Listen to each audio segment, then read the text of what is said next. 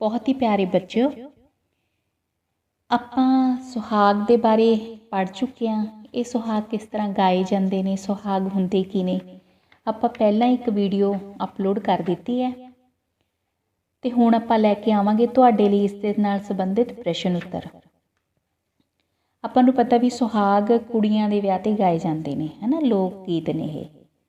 ਤੇ ਫਿਰ ਵੀ ਮੈਂ ਤੁਹਾਨੂੰ ਇੱਕ ਮੋਟੀ ਜਾਣਕਾਰੀ ਸੁਹਾਗ ਬਾਰੇ ਜ਼ਰੂਰ ਦੇਵਾਂਗੀ। ਇਸ ਵਿੱਚ ਵਿਆਹੀ ਜਾਣ ਵਾਲੀ ਕੁੜੀ ਦੇ ਹਾਵ ਭਾਵ, ਵਿਆਹ ਦੀ ਕਾਮਨਾ, ਸੋਹਣੇ ਵਰ ਅਤੇ ਚੰਗੇ ਘਰ ਦੀ ਲੋਚਾ, ਪੇਕੇ ਤੇ ਸਹੁਰੇ ਘਰ ਨਾਲ ਇੱਕ ਰਸ ਵਿਆਹਤਾ ਜ਼ਿੰਦਗੀ ਦੀ ਕਲਪਨਾ, ਮਾਪਿਆਂ ਦਾ ਘਰ ਛੱਡੇ ਜਾਣ ਦਾ ਉਦਰੇਵਾਂ ਅਤੇ ਸੱਭਿਆਚਾਰਕ ਪ੍ਰਭਾਵਾਂ ਦਾ ਉਲੇਖ ਹੁੰਦਾ ਹੈ। ਬਹੁਤੇ ਸੁਹਾਗ ਧੀ ਵੱਲੋਂ ਬਾਬਲ ਨੂੰ ਹੀ ਸੰਬੋਧਿਤ ਹੁੰਦੇ ਹਨ। ਬਾਬਲ ਲਈ ਧੀ ਦਾ ਵਿਆਹ ਇੱਕ ਅਜਿਹਾ ਕਾਰਜ ਹੁੰਦਾ ਹੈ ਜੋ ਧਰਮ ਅਖਵਾਉਂਦਾ ਹੈ, ਜਿਸ ਦੇ ਕਾਰਨ ਉਹ ਜੱਗ ਵਿੱਚ ਜਸ ਅਤੇ ਪੁੰਨ ਖੱਟਦਾ ਹੈ। ਦੂਜੀ ਖਾਸ ਗੱਲ ਇਹ ਹੈ ਕਿ ਇਸ ਕਾਰਜ ਲਈ ਸਾਂਝੇ ਪਰਿਵਾਰ ਦੇ ਸਾਰੇ ਮਰਦ, ਕੁੜੀ ਦੇ ਚਾਚੇ ਤਾਏ ਅਤੇ ਨੇੜੇ ਦੇ ਰਿਸ਼ਤੇਦਾਰ, ਮਾਮੇ ਨਾਨੇ ਆਦਿ ਵੀ ਆ ਜੁੜਦੇ ਹਨ। ਇਸ ਪ੍ਰਕਾਰ ਸਾਰਿਆਂ ਦੀ ਸਾਂਝੀ ਜ਼ਿੰਮੇਵਾਰੀ ਬਣ ਜਾਂਦੀ ਹੈ। ਸੁਹਾਗ ਦੇ ਗੀਤਾਂ ਵਿੱਚ ਧੀ ਲਈ ਬਾਬਲ ਰਾਜਾ ਹੈ ਅਤੇ ਉਸ ਦਾ ਘਰ ਮਹਿਲ ਹੈ। ਬਾਹਰ ਚੰਨਣ ਦਾ ਰੁੱਖ ਹੈ, ਤਲਾਅ ਤੇ ਚੰਬਾ ਖਿੜਦਾ ਹੈ। ਬਾਬਲ ਰਾਜੇ ਵਾਂਗ ਹੁੰਦਾ ਹੋਇਆ ਵੀ ਧੀ ਦਾ ਵਿਆਹ ਕਰਕੇ ਨਿਭ ਜਾਂਦਾ ਹੈ। ਧੀ ਦੇ ਵਿਛੜਨ ਸਮੇਂ ਬਾਬਲ ਹੀ ਨਹੀਂ ਸਗੋਂ ਸਾਰਾ ਪਰਿਵਾਰ ਤੇ ਕਬੀਲਾ ਛਮ-ਛਮ ਰੋਂਦੇ ਹਨ। ਸੁਹਾਗ ਦੇ ਗੀਤਾਂ ਵਿੱਚ ਇਹ ਸਾਰੇ ਸੱਭਿਆਚਾਰਕ ਚਿੱਤਰ ਖੂਬ ਉਘੜਦੇ ਹਨ। ਤੇ ਇਸ ਤਰ੍ਹਾਂ ਬੱਚਿਓ ਆਪਾਂ ਹੁਣ ਪ੍ਰਸ਼ਨ ਉੱਤਰ ਲੈ ਕੇ ਆਵਾਂਗੇ ਕਿ ਸੁਹਾਗ ਇਸਤਰੀਆਂ ਵੱਲੋਂ ਕਿਸ ਦੇ ਵਿਆਹ ਤੇ ਗਾਏ ਜਾਂਦੇ ਹਨ? ਕੁੜੀ ਦੇ ਵਿਆਹ ਤੇ ਗਾਏ ਜਾਂਦੇ ਹਨ। ਤੇ ਕੁੜੀ ਦੇ ਵਿਆਹ ਦਾ ਨਿਰਣਾ ਕੌਣ ਕਰਦਾ ਹੈ? ਬਾਬਲ। ਬਹੁਤੇ ਸੁਹਾਗ ਧੀ ਵੱਲੋਂ ਕਿਸ ਨੂੰ ਸੰਬੋਧਿਤ ਹੁੰਦੇ ਹਨ? ਬਾਬਲ ਨੂੰ। ਬਾਬਲ ਧੀ ਦਾ ਵਿਆਹ ਕਿਹੋ ਜਿਹਾ ਕਾਰਜ ਸਮਝ ਕੇ ਕਰਦਾ ਹੈ? ਪੁੰਨ ਦਾ ਤੇ ਜਸ ਦਾ, ਧਰਮ ਦਾ। ਧੀ ਦੇ ਵਿਆਹ ਦਾ ਕਾਰਜ ਕਿਹਨਾਂ ਦੀ ਸਾਂਝੀ ਜ਼ਿੰਮੇਵਾਰੀ ਹੁੰਦੀ ਹੈ? ਪਰਿਵਾਰ ਤੇ ਸਾਕ ਸੰਬੰਧੀਆਂ ਦੀ। ਸੁਹਾਗ ਦੇ ਗੀਤਾਂ ਵਿੱਚ ਧੀ ਲਈ ਬਾਬਲ ਕੀ ਹੈ? ਰਾਜਾ। ਸੁਹਾਗ ਦੇ ਗੀਤਾਂ ਵਿੱਚ ਧੀ ਲਈ ਬਾਪ ਦਾ ਘਰ ਕੀ ਹੈ? ਮਹਿਲ। ਕੌਣ ਧੀ ਨੂੰ ਵਿਆਹੁਣ ਸਮੇਂ ਨਿਭ ਜਾਂਦਾ ਹੈ? ਧੀ ਦਾ ਬਾਪ। ਧੀ ਦੇ ਪੇਕੇ ਪਰਿਵਾਰ ਤੋਂ ਵਿਛੜਨ ਸਮੇਂ ਦੀ ਘੜੀ ਕਿਹੋ ਜਿਹੀ ਹੁੰਦੀ ਹੈ? ਭਾਵੁਕਤਾ ਵਾਲੀ। ਸੁਹਾਗ ਦੇ ਗੀਤਾਂ ਨੂੰ ਕੌਣ ਰਲ ਕੇ ਗਾਉਂਦੀਆਂ ਹਨ? ਇਸਤਰੀਆਂ। ਸੁਹਾਗ ਦੇ ਗੀਤ ਕਿਸ ਤਰ੍ਹਾਂ ਬਦਲ ਜਾਂਦੇ ਹਨ? ਸਮੇਂ ਤੇ ਇਲਾਕੇ ਦੇ ਅਨੁਸਾਰ। ਸੁਹਾਗ ਦੇ ਗੀਤ ਭਾਵ ਬਣਤਰ ਦੇ ਪੱਖੋਂ ਕਿਹੋ ਜਿਹੇ ਹੁੰਦੇ ਹਨ? ਸਰਲ ਸਾਦੇ। ਸੁਹਾਗ ਕਿਸ ਦੇ ਵਿਆਹ ਦੇ ਮੌਕੇ ਤੇ ਗਾਏ ਜਾਂਦੇ ਹਨ? ਕੁੜੀ ਦੇ। ਸੋ ਬੱਚੋ ਆਪਣੀ ਪਾਠ ਪੁਸਤਕ ਦੇ ਵਿੱਚ ਪਹਿਲਾ ਸੁਹਾਗ ਹੈ ਚੜ੍ਹ ਚੁਬਾਰੇ ਸੁੱਤਿਆ, ਤੇ ਆਪਾਂ ਗਾ ਕੇ ਤੁਹਾਨੂੰ ਸੁਣਾ ਚੁੱਕੇ ਹਾਂ। ਤੇ ਹੁਣ ਆਪਾਂ ਇਸ ਦੇ ਬਾਰੇ ਜਾਣਕਾਰੀ ਹਾਸਲ ਕਰਨੀ ਹੈ ਕਿ ਚੜ੍ਹ ਚੁਬਾਰੇ ਸੁੱਤਿਆ ਬਾਬਲ ਆਈ ਬਨੇਰੇ ਦੀ ਛਾਂ, ਤੂੰ ਸੁੱਤਾ ਲੋਕੀ ਜਾਗਦੇ ਘਰ ਬੇਟੜੀ ਹੋਈ ਮੁਟਿਆਰ, ਛੰਨਾ ਤਾਂ ਭਰਿਆ ਦੁੱਧ ਦਾ ਵਾਰੀ ਨਹਾਵਣ ਚੱਲੀਆਂ ਤਲਾ, ਮੈਲ ਹੋਵੇ ਝੱਟ ਚੜ ਜਾਵੇ ਰੂਪ ਨਾ ਚੜਿਆ ਜਾ। ਇੱਕ ਮੁਟਿਆਰ ਆਪਣੇ ਬਾਬਲ ਨੂੰ ਕਹਿੰਦੀ ਹੈ ਕਿ ਤੂੰ ਚੁਬਾਰੇ ਚੜ੍ਹ ਕੇ ਸੁੱਤਾ ਹੈ। ਮਤਲਬ ਚੁਬਾਰੇ ਚੜ੍ਹ ਕੇ ਸੋਣਾ ਇੱਕ ਬੇਫਿਕਰੀ ਦੀ ਨਿਸ਼ਾਨੀ ਲਈ ਵਰਤਿਆ ਜਾਂਦਾ ਹੈ ਵੀ ਵਿਹੜੇ ਦੇ ਵਿੱਚ ਛਾਂ ਆ ਗਈ, ਮਤਲਬ ਬਹੁਤ ਦਿਨ ਚੜ੍ਹ ਚੁੱਕਿਆ ਹੈ ਪਰ ਤੂੰ ਹਲੇ ਤੱਕ ਸੁੱਤਾ ਪਿਆ ਹੈ, ਮਤਲਬ ਸਮਾਂ ਬਹੁਤ ਲੰਘ ਚੁੱਕਿਆ ਹੈ ਪਰ ਲੋਕੀ ਜਾਗ ਰਹੇ ਹਨ। ਤੇਰੀ ਧੀ ਮੁਟਿਆਰ ਹੋ ਗਈ ਹੈ, ਜੋ ਕਿ ਬਹੁਤ ਸੁੰਦਰ ਹੈ, ਤੇ ਤਲਾਅ ਤੇ ਨਹਾਉਣ ਜਾਣ ਨਾਲ ਉਹਦੀ ਮੈਲ ਤਾਂ ਉਤਰ ਜਾਂਦੀ ਹੈ ਪਰ ਰੂਪ ਨਹੀਂ ਝੜਦਾ ਹੈਗਾ। ਲੋਕ ਦੇਖ ਰਹੇ ਨੇ, ਇਸ ਕਰਕੇ ਤੈਨੂੰ ਕਾਰਜ ਰਚਾਉਣਾ ਚਾਹੀਦਾ ਹੈ। ਮਤਲਬ ਕਾਰਜ ਮਤਲਬ ਵਿਆਹ ਨੂੰ ਕਿਹਾ ਗਿਆ ਹੈ। ਅੱਗੇ ਆ ਗਿਆ, ਮਾਏ ਨੀ ਸੁਣ ਮੇਰੀਏ ਵਾਰੀ, ਬਾਬਲ ਮੇਰੇ ਨੂੰ ਸਮਝਾ, ਸਾਡੇ ਹਾਣ ਦੀਆਂ ਸਾਵਰੇ ਵਾਰੀ, ਸਾਡੜੇ ਮਨ ਵਿੱਚ ਚਾਹ, ਬਾਬਲ ਰੋਂਦੇ ਦੀ ਦਾੜੀ ਭੀਜੀ ਵਾਰੀ, ਮਾਈ ਨੇ ਦਰਿਆ ਚਲਾ, ਵੀਰ ਰੋਂਦੇ ਦਾ ਰੁਮਾਲ ਭਿੱਜਾ ਵਾਰੀ, ਭਾਬੋ ਦੇ ਮਨ ਵਿੱਚ ਚਾਹ। ਮੁਟਿਆਰ ਧੀ ਕਹਿੰਦੀ ਹੈ ਕਿ ਹੇ ਮਾਂ, ਮੈਂ ਤੇਰੇ ਤੋਂ ਕੁਰਬਾਨ ਜਾਂਦੀ ਹਾਂ, ਤੂੰ ਮੇਰੇ ਬਾਪ ਨੂੰ ਸਮਝਾ ਕਿ ਮੇਰੇ ਹਾਣ ਦੀਆਂ ਸਾਰੀਆਂ ਕੁੜੀਆਂ ਸਹੁਰੇ ਚਲੀਆਂ ਗਈਆਂ ਤੇ ਉਸਦੇ ਮਨ ਵਿੱਚ ਵੀ ਸਹੁਰੇ ਜਾਣ ਦਾ ਚਾਅ ਹੈ। ਤੇ ਇਹ ਸੁਣ ਕੇ ਬੇਬਸ ਬਾਪ ਰੋ ਰੋ ਕੇ ਅਥਰੂਆਂ ਨਾਲ ਆਪਣੀ ਦਾੜੀ ਭਿਉਂ ਲੈਂਦਾ ਹੈ ਅਤੇ ਮਾਂ ਵੀ ਬਹੁਤ ਰੋਂਦੀ ਹੈ। ਵੀਰ ਵੀ ਉਸ ਤੋਂ ਕੁਰਬਾਨ ਜਾਂਦਾ ਹੈ, ਪਰ ਭਾਬੋ ਦੇ ਮਨ ਦੇ ਵਿੱਚ ਚਾਅ ਹੁੰਦਾ ਹੈ। ਚੜ੍ਹ ਚੁਬਾਰੇ ਸੁੱਤਿਆ ਚਾਚਾ, ਆਈ ਬਨੇਰੇ ਦੀ ਛਾਂ, ਤੂੰ ਸੁੱਤਾ ਲੋਕੀ ਜਾਗਦੇ, ਘਰ ਭਤੀਜੀ ਹੋਈ ਮੁਟਿਆਰ। ਛੰਨਾ ਤਾਂ ਭਰਿਆ ਦੁੱਧ ਦਾ ਵਾਰੀ, ਨਾਵਣ ਚੱਲੀਆਂ ਤਲਾ, ਮੈਲ ਹੋਵੇ ਝਟ ਚੜ ਜਾਵੇ, ਵਾਰੀ ਰੂਪ ਨਾ ਝੜਿਆ ਜਾ। ਇਸ ਤਰ੍ਹਾਂ ਬਿਲਕੁਲ ਹੀ ਜਿਵੇਂ ਲੜਕੀ ਆਪਣੇ ਬਾਬਲ ਨੂੰ ਕਹਿੰਦੀ, ਉਸ ਤਰ੍ਹਾਂ ਚਾਚੇ ਨੂੰ ਵੀ ਕਹਿੰਦੀ ਹੈ ਕਿ ਤੂੰ ਸੁੱਤਾ ਏ ਬੇਫਿਕਰਾ ਹੋਇਆ, ਪਰ ਲੜਕੀ ਜੋ ਤੇਰੇ ਘਰ ਦੀ ਧੀ ਹੈ ਉਹ ਮੁਟਿਆਰ ਹੋ ਚੁੱਕੀ ਹੈ। ਲੋਕ ਤਰ੍ਹਾਂ ਤਰ੍ਹਾਂ ਦੀਆਂ ਗੱਲਾਂ ਕਰ ਰਹੇ ਹਨ। ਜੇ ਮੈਂ ਛੰਨਾ ਦੁੱਧ ਦਾ ਲੈ ਕੇ ਤਲਾਅ ਦੇ ਉੱਪਰ ਨਹਾਉਣ ਜਾਂਦੀ ਹਾਂ, ਮੈਲ ਤਾਂ ਉਤਰ ਜਾਂਦੀ ਹੈ, ਪਰ ਜੋ ਰੂਪ ਹੈ ਮੇਰਾ ਉਹ ਨਹੀਂ ਲੱਥਦਾ। ਲੋਕ ਗੱਲਾਂ ਕਰਦੇ ਨੇ, ਤੂੰ ਮੇਰਾ ਵਿਆਹ ਕਰ ਦੇ। ਤੇ ਅੱਗੇ ਉਸ ਤਰ੍ਹਾਂ ਹੀ ਹੈ, ਮਾਂ ਦੀ ਜਗ੍ਹਾ ਤੇ ਚਾਚੀ ਨੂੰ ਸੰਬੋਧਿਤ ਕੀਤਾ ਗਿਆ। ਚਾਚੀ ਨੀ ਸੁਣ ਮੇਰੀ ਇਹ ਵਾਰੀ, ਚਾਚੇ ਮੇਰੇ ਨੂੰ ਸਮਝਾ, ਸਾਡੇ ਤਾਂ ਹਾਣ ਦੀਆਂ ਸਾਵਰੇ ਵਾਰੀ, ਸਾਡੜੇ ਮਨ ਵਿੱਚ ਚਾਹ। ਚਾਚੇ ਰੋਂਦੇ ਦੀ ਦਾੜੀ ਭੀਜੀ ਵਾਰੀ, ਚਾਚੀ ਨੇ ਦਰਿਆ ਚਲਾ, ਵੀਰ ਰੋਂਦੇ ਦਾ ਰੁਮਾਲ ਭੀਜਾ ਵਾਰੀ, ਭਾਬੋ ਦੇ ਮਨ ਵਿੱਚ ਚਾਹ। ਉਸ ਤਰ੍ਹਾਂ ਕਿ ਮੁਟਿਆਰ ਕੁੜੀ ਆਪਣੀ ਚਾਚੀ ਤੋਂ ਕੁਰਬਾਨ ਜਾਂਦੀ ਹੋਈ ਕਹਿੰਦੀ ਹੈ, ਹੇ ਮੇਰੀ ਚਾਚੀਏ, ਤੂੰ ਮੇਰੇ ਚਾਚੇ ਨੂੰ ਸਮਝਾ ਕਿ ਮੇਰੇ ਹਾਣ ਦੀਆਂ ਸਭ ਕੁੜੀਆਂ ਸਹੁਰੇ ਚਲੀਆਂ ਗਈਆਂ, ਮੇਰੇ ਮਨ ਵਿੱਚ ਵੀ ਸਹੁਰੇ ਜਾਣ ਦਾ ਚਾਅ ਹੈ। ਇਹ ਸੁਣ ਕੇ ਬੇਬਸ ਚਾਚੇ ਦੀ ਰੋਂਦੇ ਹੋਏ ਦੀ ਦਾੜੀ ਅੱਥਰੂਆਂ ਨਾਲ ਭਿੱਜ ਗਈ ਤੇ ਚਾਚੀ ਨੇ ਰੋ ਰੋ ਕੇ ਅੱਥਰੂਆਂ ਦਾ ਦਰਿਆ ਵਹਾ ਦਿੱਤਾ। ਮੈਂ ਆਪਣੇ ਭਰਾਵਾਂ ਤੋਂ ਕੁਰਬਾਨ ਜਾਂਦੀ ਹਾਂ, ਜਿਸ ਦਾ ਇਸ ਗੱਲ ਕਾਰਨ ਆਪਣੇ ਅੱਥਰੂ ਪੂੰਝਦੇ ਦਾ ਰੁਮਾਲ ਭਿੱਜ ਗਿਆ। ਮੈਂ ਦੇਖਿਆ ਕਿ ਭਾਬੋ ਦੇ ਮਨ ਵਿੱਚ ਆਪਣੀ ਨਨਾਣ ਦੇ ਵਿਆਹ ਦਾ ਅੰਤਾਂ ਦਾ ਚਾਅ ਪੈਦਾ ਹੋ ਗਿਆ। ਸੋ ਬੱਚਿਓ, ਇਹ ਸੁਹਾਗ ਦੇ ਆਪਾਂ ਅਰਥ ਕੀਤੇ ਨੇ, ਆਸਾਨ ਕੀਤੇ ਆ, ਤੁਹਾਨੂੰ ਸਮਝ ਆ ਜਾਵੇ। ਤੇ ਇਸ ਦੇ ਨਾਲ ਸੰਬੰਧਿਤ ਕੁਝ ਪ੍ਰਸ਼ਨ ਉੱਤਰ ਨੇ ਕਿ ਚੜ੍ਹ ਚੁਬਾਰੇ ਸੁੱਤਿਆ ਸੁਹਾਗ ਦਾ ਸੰਬੋਧਨ ਕਿਸ ਕਿਸ ਨੂੰ ਹੈ। ਮਤਲਬ ਇਹਦੇ ਵਿੱਚ ਕਿਹਨਾਂ ਰਿਸ਼ਤਿਆਂ ਦਾ ਜ਼ਿਕਰ ਆਇਆ? ਬਾਬਲ, ਮਾਂ, ਚਾਚਾ ਤੇ ਚਾਚੀ ਨੂੰ। ਤੇ ਉਸ ਤੋਂ ਬਾਅਦ ਵੀਰ ਕਿਹਾ ਕੁੜੀ ਨੇ, ਮਤਲਬ ਇਹਨਾਂ ਨੂੰ ਆ, ਪਰ ਉਹ ਇਹ ਕਰਦੀ ਹੈ ਵੀ ਵੀਰ ਦਾ ਵੀ ਸੰਬੋਧਨ ਆਇਆ, ਮਤਲਬ ਹੈ ਨਾ, ਤੇ ਭਾਬੀ ਦਾ ਵੀ। ਚੜ੍ਹ ਚੁਬਾਰੇ ਸੁੱਤਿਆ ਸੁਹਾਗ ਵਿੱਚ ਕਿਸ ਦੇ ਭਾਵ ਅੰਕਿਤ ਹਨ? ਮੁਟਿਆਰ ਹੋਈ ਧੀ ਦੇ। ਚੜ੍ਹ ਚੁਬਾਰੇ ਸੁੱਤਿਆ ਸੁਹਾਗ ਵਿੱਚ ਧੀ ਕਿਸ ਗੱਲ ਲਈ ਤਰਲਾ ਕਰ ਰਹੀ ਹੈ? ਵਿਆਹ ਲਈ। ਕੁੜੀ ਦੇ ਮਨ ਵਿੱਚ ਕਾਹਦਾ ਚਾਅ ਹੈ? ਵਿਆਹ ਦਾ। ਚੜ੍ਹ ਚੁਬਾਰੇ ਸੁੱਤਿਆ ਤੋਂ ਕੀ ਭਾਵ ਹੈ? ਬੇਫਿਕਰ ਹੋਣਾ। ਚੜ੍ਹ ਚੁਬਾਰੇ ਸੁੱਤਿਆ ਸੁਹਾਗ ਵਿੱਚ ਧੀ ਕਿਹੋ ਜਿਹੀ ਹੈ? ਰੂਪਵਤੀ ਤੇ ਮੁਟਿਆਰ। ਧੀ ਕਿਸ ਚੀਜ਼ ਤੋਂ ਛੁਟਕਾਰਾ ਨਹੀਂ ਪਾ ਸਕਦੀ? ਆਪਣੇ ਰੂਪ ਤੋਂ। ਧੀ ਦੇ ਹਾਣ ਦੀਆਂ ਕਿੱਥੇ ਗਈਆਂ? ਸਹੁਰੇ। ਕੌਣ ਕੌਣ ਮੁਟਿਆਰ ਧੀ ਦੇ ਵਿਆਹ ਦੇ ਫਿਕਰ ਕਾਰਨ ਰੋਂਦੇ ਹਨ? ਬਾਬਲ, ਮਾਂ, ਚਾਚਾ, ਚਾਚੀ ਤੇ ਭਰਾ। ਕਿਸ ਨੂੰ ਕੁੜੀ ਦੇ ਵਿਆਹ ਦਾ ਚਾਅ ਹੈ? ਭਾਬੀ ਨੂੰ। ਚੜ੍ਹ ਚੁਬਾਰੇ ਸੁੱਤਿਆ ਲੋਕ ਗੀਤ ਦਾ ਕਿਹੜਾ ਰੂਪ ਹੈ? ਸੁਹਾਗ ਦਾ। ਸੋ ਉਸ ਤੋਂ ਬਾਅਦ ਜਿਹੜਾ ਦੂਜਾ ਸੁਹਾਗ ਹੈ, ਬੇਟੀ ਚੰਨਣ ਦੇ ਓਲੇ। ਬੇਟੀ ਚੰਨਣ ਦੇ ਓਲੇ ਓਲੇ ਕਿਉਂ ਖੜੀ, ਮੈਂ ਤਾਂ ਖੜੀ ਸਾਂ ਬਾਬਲ ਜੀ ਦੇ ਬਾਰ, ਬਾਬਲ ਵਰ ਲੋੜੀਏ। ਬੇਟੀ ਕਿਹੋ ਜਿਹਾ ਵਰ ਲੋੜੀਏ, ਨੀ ਚਾਹੀਏ ਕਿਹੋ ਜਿਹਾ ਵਰ ਲੋੜੀਏ। ਬਾਬਲ ਜਿਉਂ ਤਾਰਿਆਂ ਵਿੱਚੋਂ ਚੰਨ, ਚੰਨਾਂ ਵਿੱਚੋਂ ਕਾਹਨ, ਕਨ੍ਹਈਆ ਵਰ ਲੋੜੀਏ। ਇਸ ਸੁਹਾਗ ਵਿੱਚ ਬਾਪ ਬੇਟੀ ਨੂੰ ਪੁੱਛਦਾ ਹੈ ਕਿ ਉਹ ਚੰਦਨ ਦੇ ਬੂਟੇ ਓਲੇ ਕਿਉਂ ਖੜੀ ਸੀ। ਬੇਟੀ ਉੱਤਰ ਦਿੰਦੀ ਹੈ ਕਿ ਉਹ ਆਪਣੇ ਬਾਪ ਦੇ ਬੂਹੇ ਵਿੱਚ ਖੜੀ ਸੀ ਤਾਂ ਜੋ ਉਹ ਉਸ ਨੂੰ ਦੱਸ ਸਕੇ ਕਿ ਉਹ ਕਿਹੋ ਜਿਹਾ ਵਰ ਚਾਹੁੰਦੀ ਹੈ। ਬਾਪ ਉਸ ਨੂੰ ਪੁੱਛਦਾ ਹੈ ਕਿ ਉਹ ਕਿਹੋ ਜਿਹਾ ਵਰ ਚਾਹੁੰਦੀ ਹੈ। ਉਹ ਉਸ ਨੂੰ ਖੁੱਲ੍ਹ ਕੇ ਦੱਸੇ ਕਿ ਉਹ ਕਿਹੋ ਜਿਹਾ ਵਰ ਚਾਹੁੰਦੀ ਹੈ। ਬੇਟੀ ਕਹਿੰਦੀ ਹੈ ਕਿ ਉਹ ਦੁਨੀਆ ਭਰ ਦੇ ਮੁੰਡਿਆਂ ਵਿੱਚੋਂ ਇਸ ਤਰ੍ਹਾਂ ਦਾ ਸਭ ਤੋਂ ਸੋਹਣਾ ਵਰ ਚਾਹੁੰਦੀ ਹੈ, ਜਿਸ ਤਰ੍ਹਾਂ ਹਜ਼ਾਰਾਂ ਤਾਰਿਆਂ ਵਿੱਚੋਂ ਸਭ ਤੋਂ ਸੋਹਣਾ ਤੇ ਮਨਮੋਹਣਾ ਚੰਦ ਹੁੰਦਾ ਹੈ।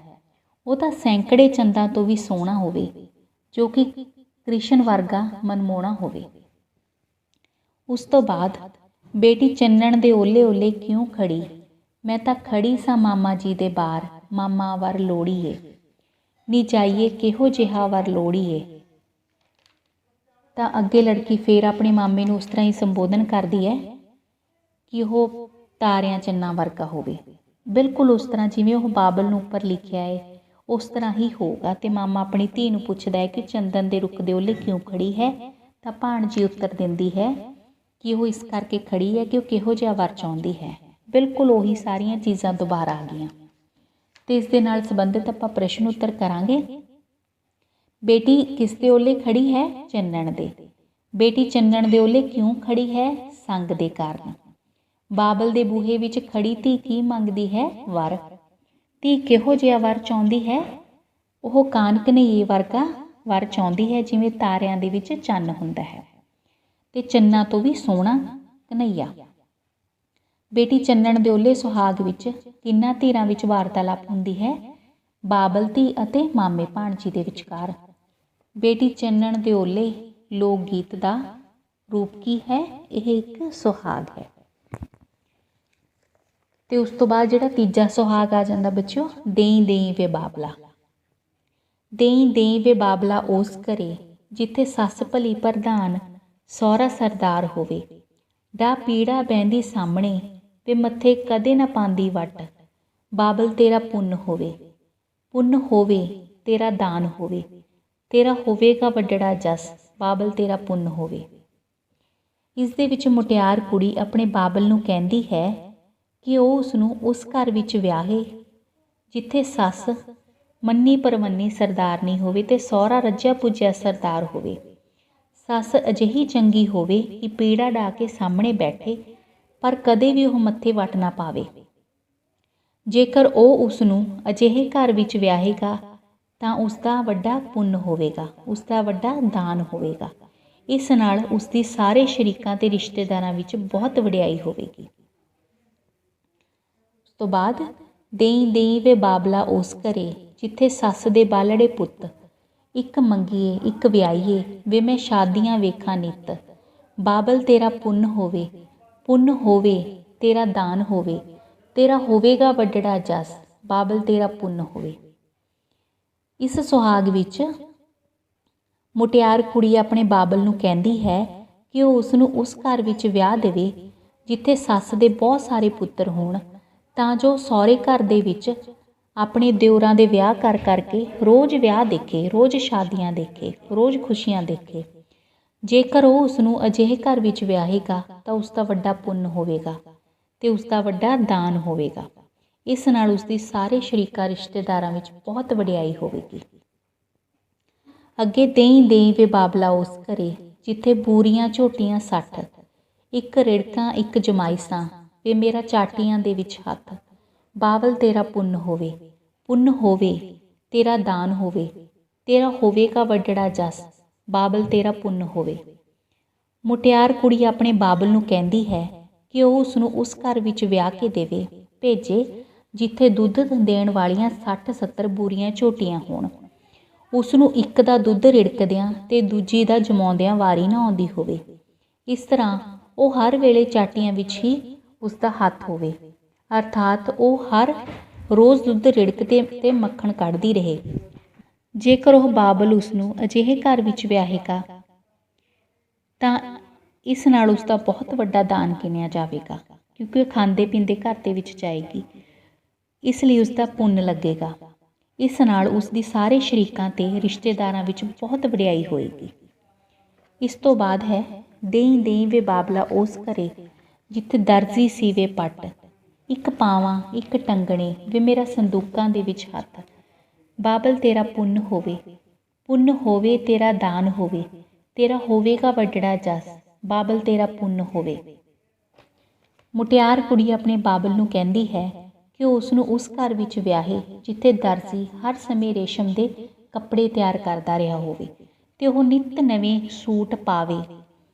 ਅੰਤਾਂ ਦੇ ਸੂਟ ਉਹਦੇ ਕਿੱਲੀਆਂ 'ਤੇ ਟੰਗੇ ਹੋਣ ਤੇ ਇਸ ਤਰ੍ਹਾਂ ਉਹ ਸੰਦੂਕਾਂ ਦੇ ਵਿੱਚ ਹੀ ਹੱਥ ਰੱਖਦੀ ਹੋਵੇ, ਕਿਉਂਕਿ ਉਹਦੇ ਕੋਲ ਬਹੁਤ ਸਾਰੇ ਸੂਟ ਹੋਣ।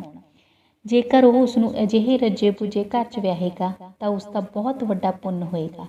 ਇਸ ਨਾਲ ਉਸ ਦੀ ਵਡਿਆਈ ਹੋਵੇਗੀ। ਇਸ ਤੋਂ ਅੱਗੇ ਦੇਈ ਦੇਈ ਵੇ ਬਾਬਲ ਉਸ ਘਰੇ ਜਿੱਥੇ ਘਾੜ ਘੜੇ ਸੁਨਿਆਰ। ਇੱਕ ਪਾਵਾਂ ਦੂਜਾ ਡੱਬੜੇ ਵੀ ਮੇਰਾ ਡੱਬਿਆਂ ਦੇ ਵਿੱਚ ਹੱਥ।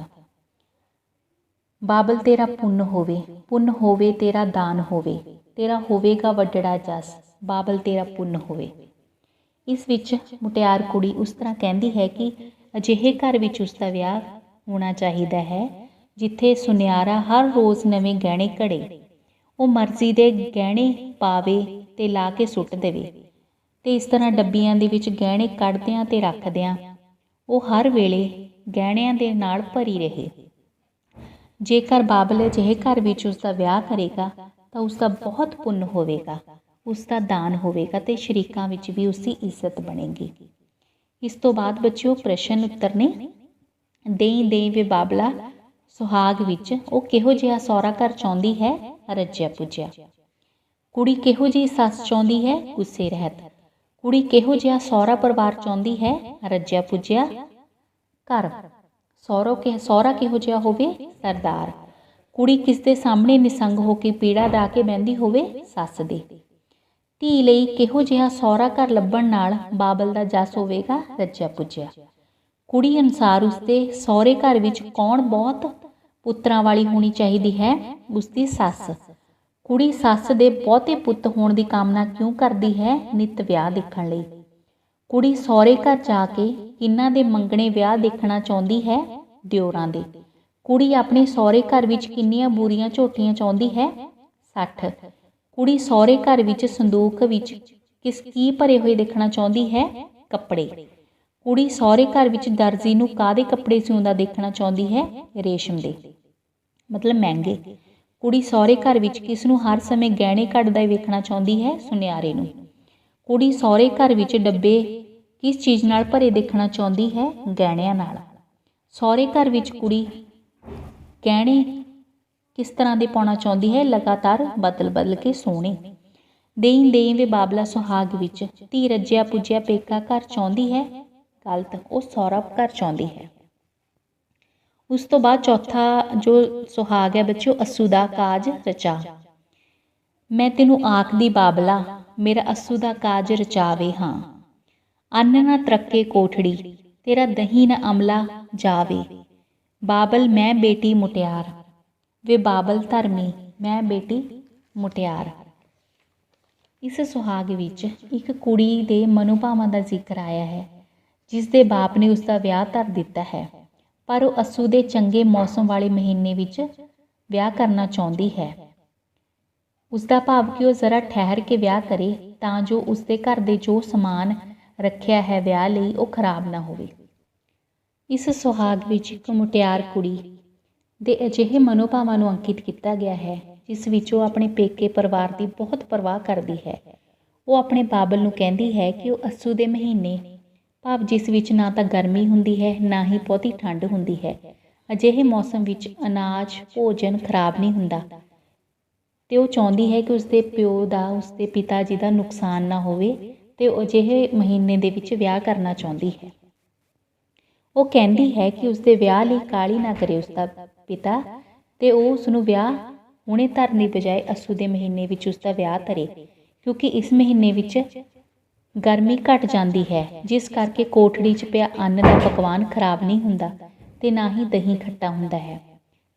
ਉਹ ਕਹਿੰਦੀ ਹੈ ਕਿ ਠੀਕ ਹੈ, ਉਹ ਉਸ ਦੀ ਮੁਟਿਆਰ ਧੀ ਹੈ ਤੇ ਉਸ ਦਾ ਵਿਆਹ ਕਰਨਾ ਉਸ ਦਾ ਧਰਮ ਹੈ, ਪਰ ਇਸ ਲਈ ਉਹ ਜ਼ਰਾ ਠਹਿਰ ਜਾਵੇ ਤਾਂ ਜੋ ਉਹ ਮਾਪਿਆਂ ਦੇ ਘਰ ਦਾ ਆਨੰਦ ਕੁਝ ਸਮਾਂ ਹੋਰ ਲੈ ਸਕੇ ਅਤੇ ਉਹਨਾਂ ਦੇ ਮਾਪਿਆਂ ਦਾ ਨੁਕਸਾਨ ਵੀ ਨਾ ਹੋਵੇ। ਉਸ ਤੋਂ ਬਾਅਦ ਅੰਦਰ ਛੜੀਏ ਬਾਹਰ ਤਲੀਏ ਦਿੱਤਾ ਸੁ ਕਾਜ ਰਚਾ। ਬਾਬਲ ਮੈਂ ਬੇਟੀ ਮੁਟਿਆਰ ਵੇ ਬਾਬਲ ਧਰਮੀ ਮੈਂ ਬੇਟੀ ਮੁਟਿਆਰ। ਇਸ ਵਿੱਚ ਮੁਟਿਆਰ ਧੀ ਕਹਿੰਦੀ ਹੈ ਕਿ ਉਸਦੇ ਬਾਪ ਨੇ ਉਸ ਦੀਆਂ ਭਾਵਨਾਵਾਂ ਦੀ ਪਰਵਾਹ ਕੀਤੇ ਬਿਨਾਂ ਉਸ ਦਾ ਵਿਆਹ ਧਰ ਦਿੱਤਾ ਹੈ। ਫਲਸਰੂਪ ਘਰ ਦੇ ਅੰਦਰ ਤੇ ਬਾਹਰ ਅੰਨ ਨੂੰ ਛੜ ਕੇ ਸਾਫ਼ ਕਰਨ, ਦਲਣ ਤੇ ਪੀਹਣ ਦਾ ਕੰਮ ਆਰੰਭ ਹੋ ਗਿਆ ਹੈ। ਪਰ ਉਹ ਚਾਹੁੰਦੀ ਸੀ ਕਿ ਬੇਸ਼ੱਕ ਉਹ ਮੁਟਿਆਰ ਹੋ ਚੁੱਕੀ ਹੈ ਤੇ ਉਸ ਦਾ ਵਿਆਹ ਕਰਨਾ ਉਸਦੇ ਬਾਪ ਦਾ ਧਰਮ ਹੈ, ਪਰ ਉਸ ਦਾ ਵਿਆਹ ਜ਼ਰਾ ਠਹਿਰ ਕੇ ਕਰੇ ਤਾਂ ਜੋ ਉਹ ਬੇਫਿਕਰ ਹੋ ਕੇ ਵਿਆਹ ਕਰ ਸਕੇ। ਇਸ ਤੋਂ ਬਾਅਦ ਬਾਬਲ ਮੇਰੇ ਦਾਜ ਬਹੁਤ ਦਿੱਤਾ, ਮੋਤੀ ਦਿੱਤੇ ਅਣਤੋਲ। ਬਾਬਲ ਮੈਂ ਬੇਟੀ ਮੁਟਿਆਰ ਵੇ ਧਰਮੀ ਬਾਬਲ ਮੈਂ ਬੇਟੀ ਮੁਟਿਆਰ। ਇਸ ਵਿੱਚ ਉਹ ਕਹਿੰਦੀ ਹੈ ਕਿ ਬਾਬਲ ਮੇਰੇ ਨੇ ਮੈਨੂੰ ਬਹੁਤ ਦਾਜ ਦਿੱਤਾ ਹੈ, ਮੋਤੀ ਅਣਤੋਲ ਦਿੱਤੇ ਹਨ। ਉਹ ਕਹਿੰਦੀ ਹੈ ਕਿ ਮੈਂ ਆਪਣੇ ਧਰਮੀ ਬਾਬਲ ਦੀ ਬੇਟੀ ਹਾਂ ਜੋ ਕਿ ਮੁਟਿਆਰ ਹੋ ਚੁੱਕੀ ਹਾਂ। ਉਸ ਤੋਂ ਬਾਅਦ ਦਾਜ ਤੇ ਦਾਨ ਬਹੁਤ ਦਿੱਤਾ, ਦਿੱਤੇ ਸੁ ਹਸਤ ਲਦਾ। ਹਸਤਾਂ ਦੇ ਪੈਰੀ ਬਾਬਲ ਝਾਂਜਰਾਂ, ਛਣਕਾਰ ਪੈਂਦਾ ਜਾ। ਉਹ ਬਾਬਲ ਮੈਂ ਬੇਟੀ ਪਰਨਾ, ਉਹ ਬਾਬਲ ਮੈਂ ਬੇਟੀ ਪਰਨਾ। ਬੱਚੋ ਇਸ ਦੇ ਵਿੱਚ ਇੱਕ ਹਸਤ ਆਉਂਦਾ। ਹਸਤ ਦਾ ਮਤਲਬ ਹੁੰਦਾ ਹਾਥੀ, ਪਰ ਨਾਮ ਮਤਲਬ ਵਿਆਹ। ਇਸ ਵਿੱਚ ਮੁਟਿਆਰ ਧੀ ਕਹਿੰਦੀ ਹੈ ਕਿ ਉਸਦੇ ਬਾਪ ਨੇ ਉਸਦੇ ਵਿਆਹ ਲਈ ਹਾਥੀ ਲੱਦ ਕੇ ਉਸਨੂੰ ਦਾਜ ਦਿੱਤਾ ਹੈ ਅਤੇ ਦਾਜ ਅਤੇ ਦਾਨ ਨਾਲ ਲੱਦੇ ਹਾਥੀਆਂ ਦੇ ਪੈਰਾਂ ਦੇ ਵਿੱਚ ਬਹੁਤ ਝਾਂਜਰਾਂ ਨੇ ਜੋ ਛਣਕਾਰ ਪੈਂਦੀ ਜਾ ਰਹੀ ਹੈ। ਮਤਲਬ ਉਹਦੇ ਬਾਬਲ ਨੇ ਉਸਦਾ ਵਿਆਹ ਬਹੁਤ ਸੁੰਦਰ ਕੀਤਾ ਹੈ, ਆਪਣਾ ਫਰਜ਼ ਨਿਭਾਇਆ ਹੈ, ਧੀ ਦਾ ਦਾਨ ਦਿੱਤਾ ਹੈ। ਇਸ ਤਰ੍ਹਾਂ ਬੇਟੀ ਆਪਣੇ ਬਾਬਲ ਲਈ ਅੰਤਾਂ ਦਾ ਪਿਆਰ ਮੋਹ ਪ੍ਰਗਟ ਕਰਦੀ ਹੈ। ਉਸ ਤੋਂ ਬਾਅਦ ਇਸ ਦੇ ਪ੍ਰਸ਼ਨ ਉੱਤਰ ਨੇ ਬੱਚੋ। ਇਹ ਕਿਹੜੀ ਵੰਨਗੀ ਹੈ? ਇਹ ਸੁਹਾਗ ਦੀ ਵੰਨਗੀ ਹੈ, ਅੱਸੂ ਦਾ ਕਾਜਰ ਚਾਹ। ਉਸ ਤੋਂ ਬਾਅਦ ਅੱਸੂ ਦੇ ਕਾਜਰ ਚਾਹ ਵਿੱਚ ਸੁਹਾਗ ਜੋ ਹੈ ਕਿਸ ਵੱਲੋਂ ਸੰਬੋਧਨ ਕੀਤਾ ਗਿਆ? ਇਸ ਦੇ ਵਿੱਚ ਧੀ ਵੱਲੋਂ ਬਾਬਲ ਨੂੰ।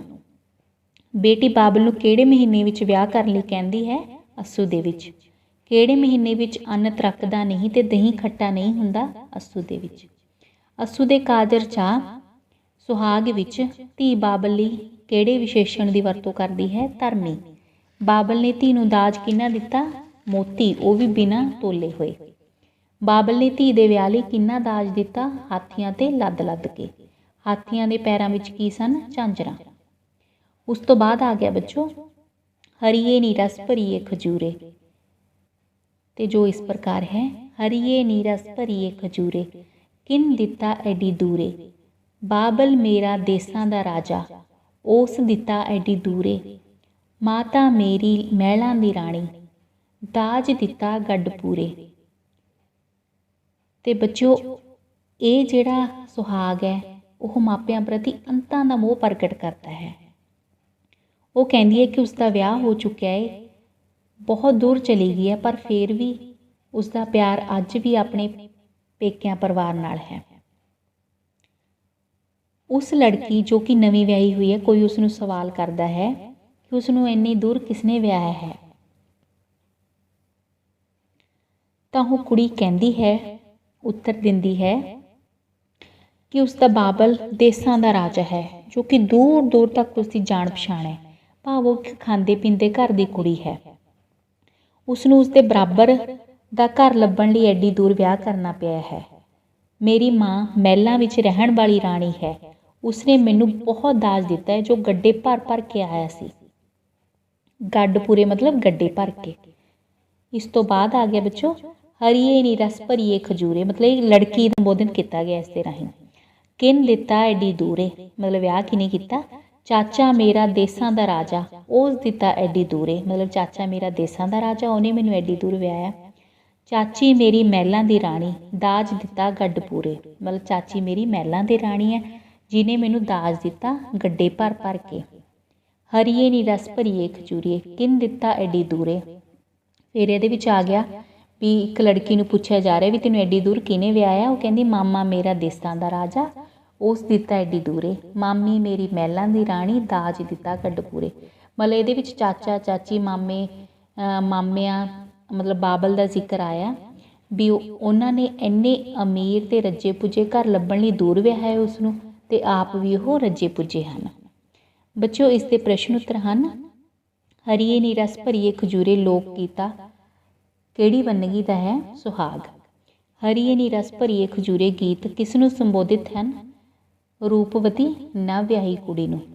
ਹਰੀਏ ਨੀ ਰਸ ਭਰੀਏ ਖਜੂਰੇ ਸੁਹਾਗ ਵਿੱਚ ਕੁੜੀ ਆਪਣੇ ਬਾਬਲ ਚਾਚੇ ਮਾਮੇ ਲਈ ਕਿਹੜੇ ਸ਼ਬਦ ਵਰਤਦੀ ਹੈ? ਦੇਸਾਂ ਦਾ ਰਾਜਾ।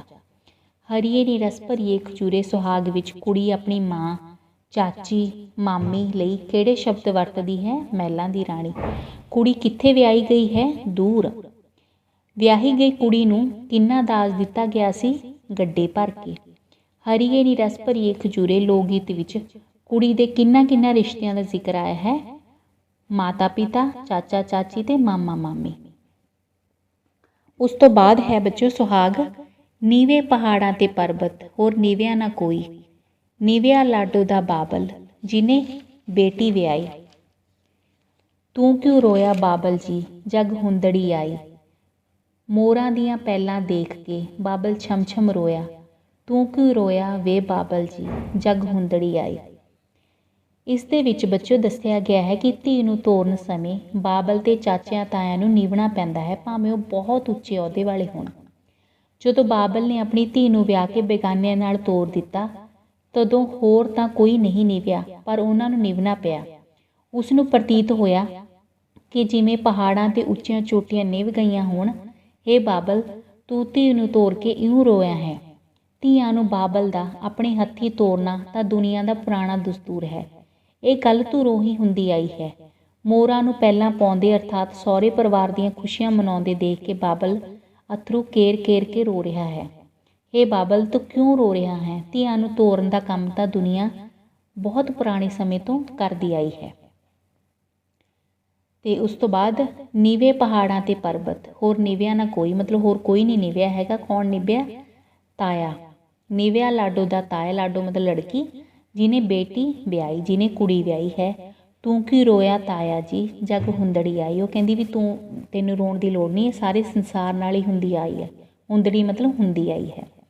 ਮੋਰਾਂ ਦੀਆਂ ਪੈਲਾਂ ਦੇਖ ਕੇ ਤਾਇਆ ਛਮ ਛਮ ਰੋਇਆ। ਤੂੰ ਕਿਉਂ ਰੋਇਆ ਤਾਇਆ ਜੀ, ਜਗ ਹੁੰਦੜੀ ਆਈ, ਮਤਲਬ ਤੈਨੂੰ ਰੋਣ ਦੀ ਲੋੜ ਨਹੀਂ, ਕਿਉਂਕਿ ਸਾਰੇ ਸੰਸਾਰ ਨਾਲ ਹੁੰਦੀ ਆਈ ਹੈ। ਨੀਵੇਂ ਪਹਾੜਾਂ ਤੇ ਪਰਬਤ, ਹੋਰ ਨਿਭਿਆ ਨਾ ਕੋਈ, ਮਤਲਬ ਬਹੁਤ ਸੋਹਣਾ ਸੁਹਾਗ ਹੈ ਬੱਚੋ, ਭਾਵਨਾ ਨਾਲ ਭਰਿਆ ਹੋਇਆ। ਤੇ ਹੁਣ ਆਪਾਂ ਇਸ ਦੇ ਪ੍ਰਸ਼ਨ ਉੱਤਰ ਕਰਦੇ ਹਾਂ।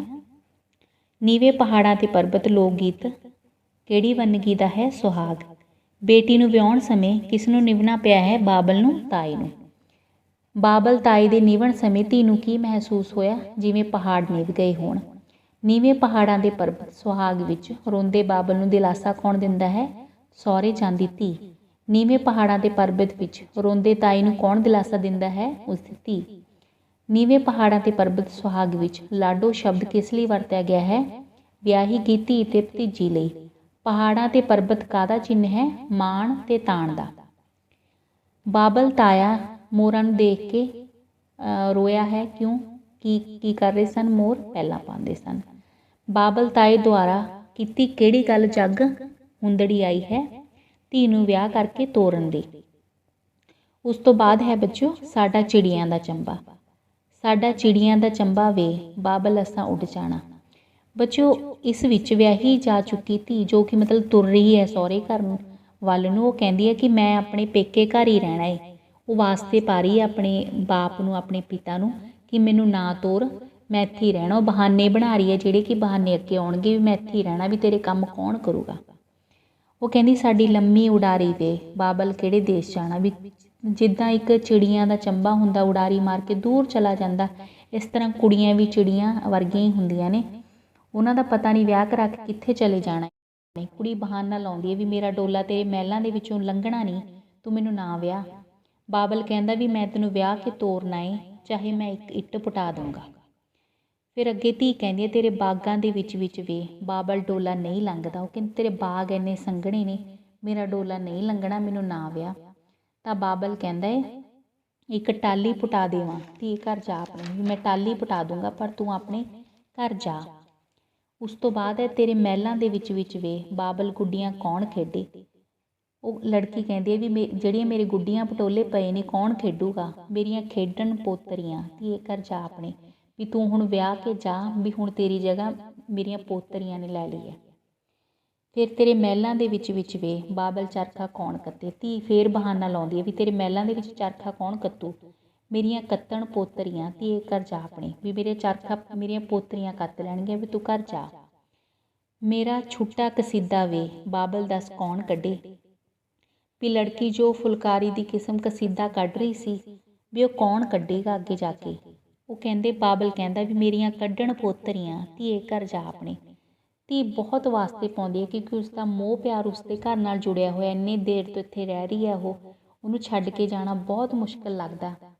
ਪਰ ਬਾਬਲ ਮਜਬੂਰ ਹੁੰਦਾ ਹੈ। ਉਹ ਕਹਿੰਦਾ ਵੀ ਤੂੰ ਆਪਣੇ ਘਰ ਜਾ, ਬਸ ਮੈਂ ਆਪ ਹੀ ਆਪਣੇ ਘਰ ਨੂੰ, ਪਰਿਵਾਰ ਨੂੰ ਸੰਭਾਲ ਲਾਂਗਾ। ਫਿਰ ਇਸ ਤੋਂ ਬਾਅਦ ਇਸ ਦੇ ਪ੍ਰਸ਼ਨ ਉੱਤਰ ਨੇ ਬੱਚਿਓ। ਸਾਡਾ ਚਿੜੀਆਂ ਦਾ ਚੰਬਾ ਲੋਕ ਗੀਤ ਕਿਸ ਵੰਨਗੀ ਦਾ ਹੈ? ਸੁਹਾਗ। ਸਾਡਾ ਚਿੜੀਆਂ ਦਾ ਚੰਬਾ ਲੋਕ ਗੀਤ ਸੁਹਾਗ ਹੈ ਜਾਂ ਘੋੜੀ ਸੁਹਾਗ। ਸਾਡਾ ਚਿੜੀਆਂ ਦਾ ਚੰਬਾ ਲੋਕ ਗੀਤ ਵਿੱਚ ਕਿਸ ਕਿਸ ਦੀ ਗੱਲਬਾਤ ਆਈ ਹੈ? ਧੀ ਤੇ ਉਸਦੇ ਬਾਬਲ ਦੀ। ਚਿੜੀਆਂ ਦਾ ਚੰਬਾ ਸੁਹਾਗ ਤੋਂ ਕੀ ਭਾਵ ਹੈ? ਕੁੜੀਆਂ ਦਾ ਝੁਰਮਟ।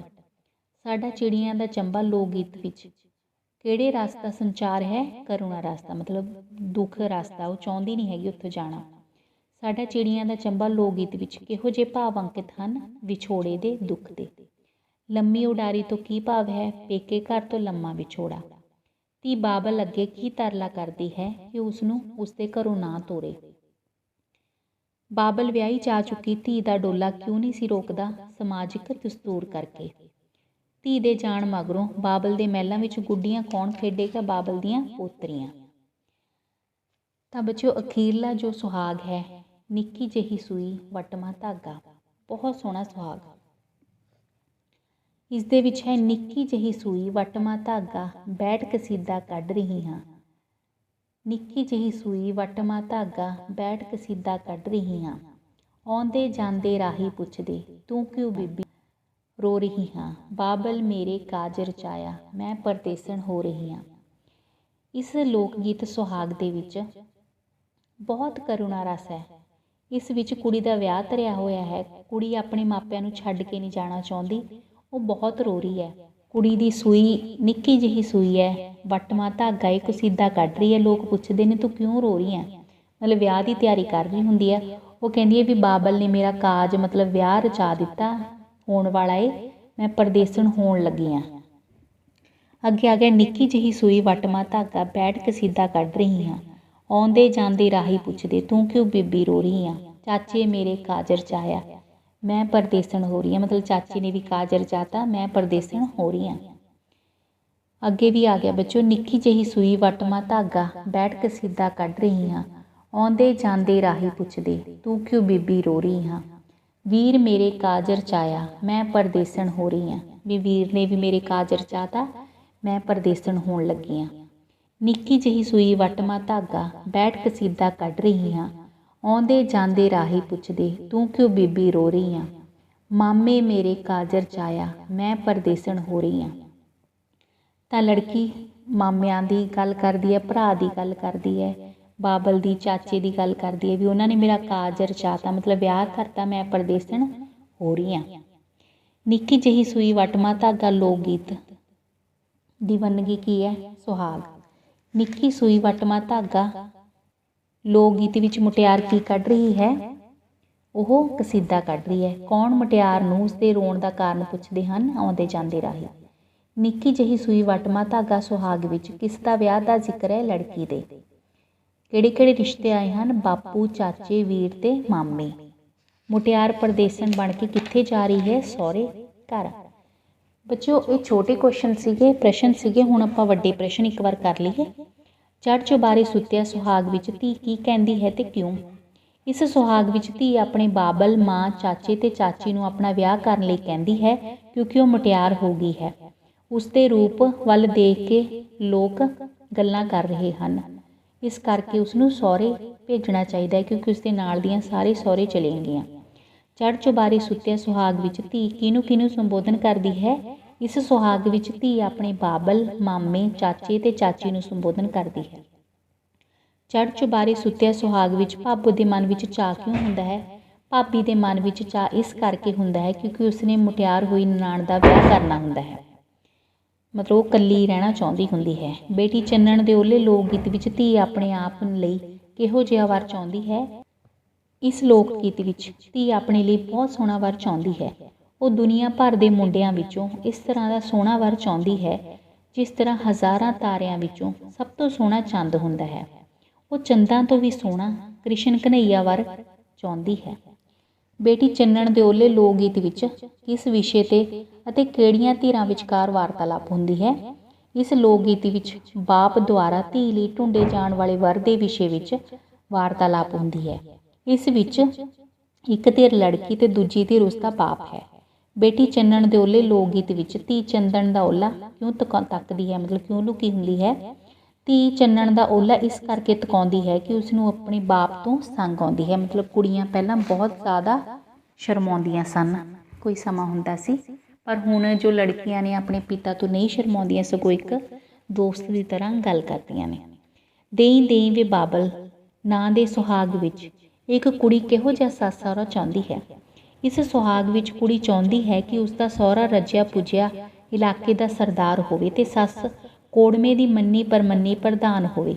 ਉਹ ਸ਼ਾਂਤ ਸੁਭਾਅ ਵਾਲੀ, ਈਰਖਾ ਰਹਿਤ ਤੇ ਬਹੁਤੇ ਪੁੱਤਾਂ ਵਾਲੀ ਹੋਵੇ। ਦੇਈਂ ਦੇਈਂ ਵੇ ਬਾਬਲਾ ਨਾਂ ਦੇ ਸੁਹਾਗ ਵਿੱਚ ਕੁੜੀ ਇੱਕ ਖੁਸ਼ਹਾਲ ਘਰ ਬਾਰੇ ਕੀ ਕਲਪਨਾ ਕਰਦੀ ਹੈ।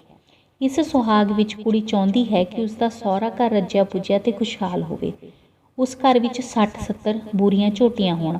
ਘਰ ਵਿੱਚ ਬੈਠਾ ਦਰਜੀ ਲਗਾਤਾਰ ਰੇਸ਼ਮ ਦੇ ਕੱਪੜੇ ਤਿਆਰ ਕਰਕੇ ਅਤੇ ਸੁਨਿਆਰਾ ਘਰ ਵਿੱਚ ਬੈਠਾ ਲਗਾਤਾਰ ਗਹਿਣੇ ਘੜਦਾ ਹੋਵੇ ਤੇ ਉਹ ਆਪਣੇ ਦਿਓਰਾਂ ਦੇ ਵਿਆਹ ਦੇਖਦੀ ਹੋਵੇ ਤੇ ਉਸਦੇ ਘਰ ਦੇ ਵਿੱਚ ਰੱਜੀ ਪੁੱਜੀ ਹਰ ਚੀਜ਼ ਦੀ ਭਰਪੂਰ ਮਾਤਰਾ ਹੋਵੇ ਤੇ ਕਿਸੇ ਚੀਜ਼ ਦੀ ਘਾਟ ਨਾ ਹੋਵੇ।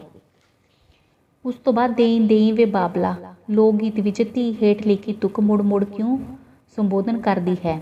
ਤੇਰਾ ਵੱਡੜਾ ਜਸ ਬਾਬਲ ਤੇਰਾ ਪੁੰਨ ਹੋਵੇ। ਕੁੜੀ ਇਹ ਤੁਕ ਮੁੜ ਮੁੜ ਕੇ ਸੰਬੋਧਨ ਆਪਣੇ ਬਾਬਲ ਨੂੰ ਇਸ ਕਰਕੇ ਕਰਦੀ ਹੈ ਕਿਉਂਕਿ ਉਸਦੇ ਫਰਜ਼ ਬਾਰੇ ਉਸਨੂੰ ਯਾਦ ਕਰਾਉਂਦੀ ਹੈ।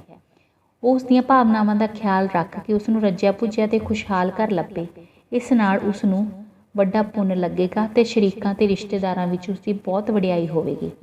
ਅੱਸੂ ਦਾ ਕਾਜਰ ਚਾਹ ਲੋਕ ਗੀਤ ਵਿੱਚ ਅੱਸੂ ਦੇ ਮਹੀਨੇ ਤੇ ਜ਼ੋਰ ਕਿਉਂ ਆਇਆ ਹੈ। ਇਸ ਲੋਕ ਗੀਤ ਵਿੱਚ ਅੱਸੂ ਦੇ ਮਹੀਨੇ ਤੇ ਇਸ ਕਰਕੇ ਜ਼ੋਰ ਆਇਆ ਹੈ ਕਿਉਂਕਿ ਇਸ ਮਹੀਨੇ ਵਿੱਚ ਮੌਸਮ ਬਹੁਤ ਵਧੀਆ ਹੁੰਦਾ ਹੈ ਤੇ ਉਹ ਆਪਣੇ ਘਰ ਦੇ ਵਿੱਚ ਵੀ ਰਹਿਣਾ ਚਾਹੁੰਦੀ ਹੈ ਤੇ ਉਹ ਚਾਹੁੰਦੀ ਹੈ ਕਿ ਰੁੱਤ ਸੁਹਾਵਣੀ ਹੋਣ ਕਰਕੇ ਉਸਦੇ ਘਰ ਦੀਆਂ ਜੋ ਚੀਜ਼ਾਂ ਹਨ ਉਹ ਖਰਾਬ ਵੀ ਨਾ ਹੋਣ।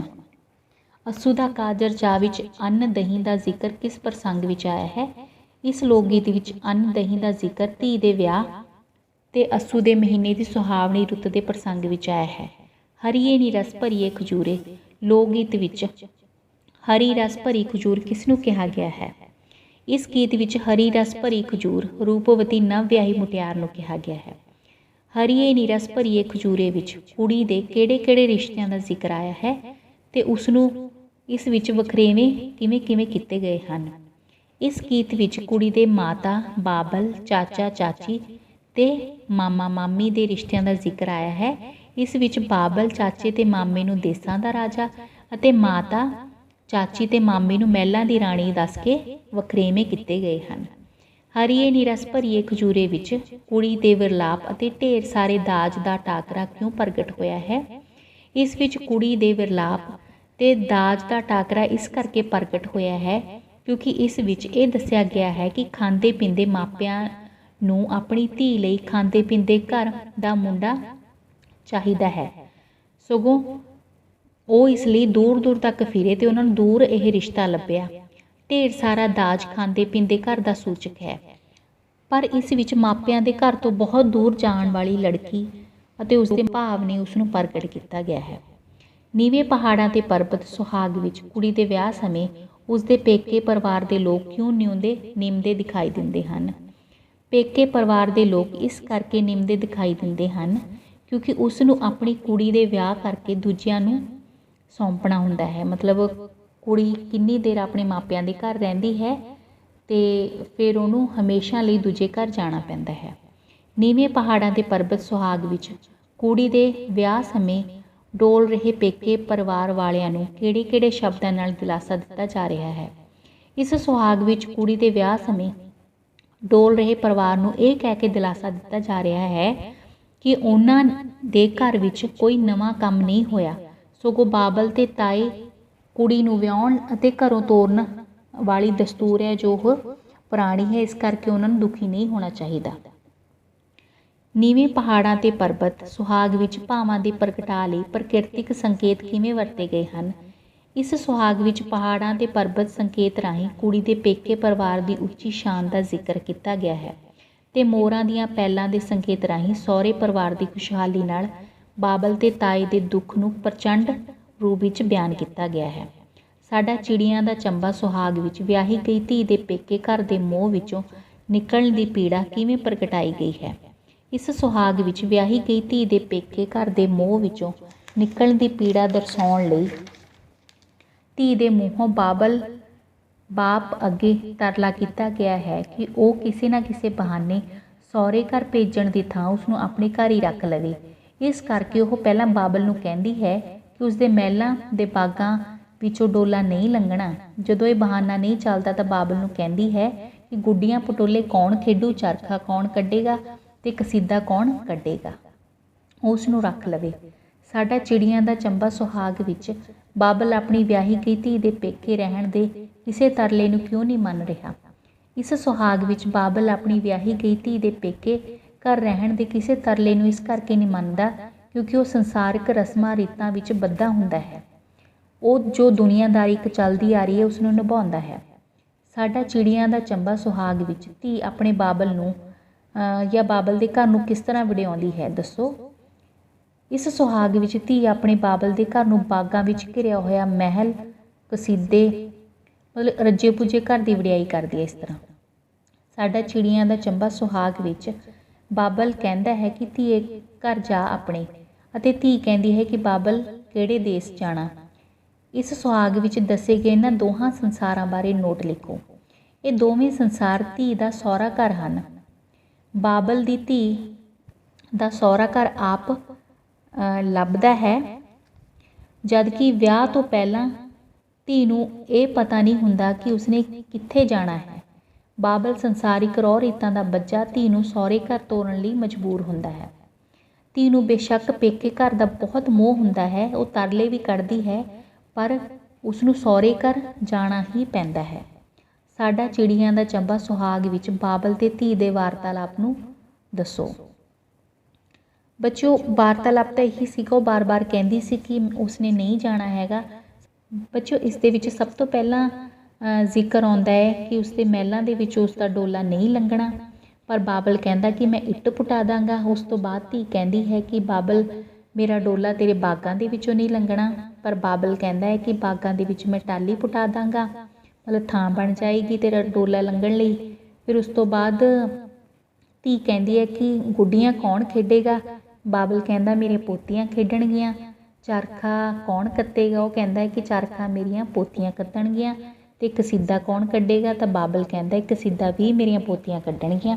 ਇਸ ਕਰਕੇ ਉਹ ਰਾਜ਼ੀ ਖੁਸ਼ੀ ਆਪਣੇ ਘਰ ਵੱਲ ਚਲੀ ਜਾਵੇ। ਸਾਡਾ ਚਿੜੀਆਂ ਦਾ ਚੰਬਾ ਸੁਹਾਗ ਵਿੱਚ ਧੀ ਆਪਣੇ ਪੇਕੇ ਘਰੋਂ ਨਾ ਜਾਣ ਲਈ ਕਿਹੜੀਆਂ-ਕਿਹੜੀਆਂ ਦਲੀਲਾਂ ਕੱਢਦੀ ਹੈ। ਇਹੀ ਦਲੀਲਾਂ ਸਨ ਬੱਚਿਓ ਮਹਿਲਾਂ ਦੀਆਂ, ਵੀ ਮਹਿਲਾਂ ਦੇ ਵਿੱਚੋਂ ਡੋਲਾ ਨਹੀਂ ਲੰਘਣਾ, ਬਾਗਾਂ ਦੇ ਵਿੱਚੋਂ ਨਹੀਂ ਲੰਘਣਾ, ਗੁੱਡੀਆਂ ਪਟੋਲੇ ਕੌਣ ਖੇਡੇਗਾ ਤੇ ਚਰਖਾ ਕੌਣ ਕੱਤੇਗਾ, ਕਸੀਦਾ ਕੌਣ ਕੱਢੇਗਾ। ਨਿੱਕੀ ਜਿਹੀ ਸੂਈ ਵਟਵਾਂ ਧਾਗਾ ਸੁਹਾਗ ਵਿੱਚ ਕਸੀਦਾ ਕੌਣ ਕੱਢ ਰਹੀ ਹੈ, ਮੁਟਿਆਰ। ਨਿੱਕੀ ਜਿਹੀ ਸੂਈ ਵਟਵਾਂ ਧਾਗਾ ਸੁਹਾਗ ਵਿੱਚ ਧੀ ਦੇ ਰੋਣ ਦਾ ਕਾਰਨ ਕੀ ਹੈ।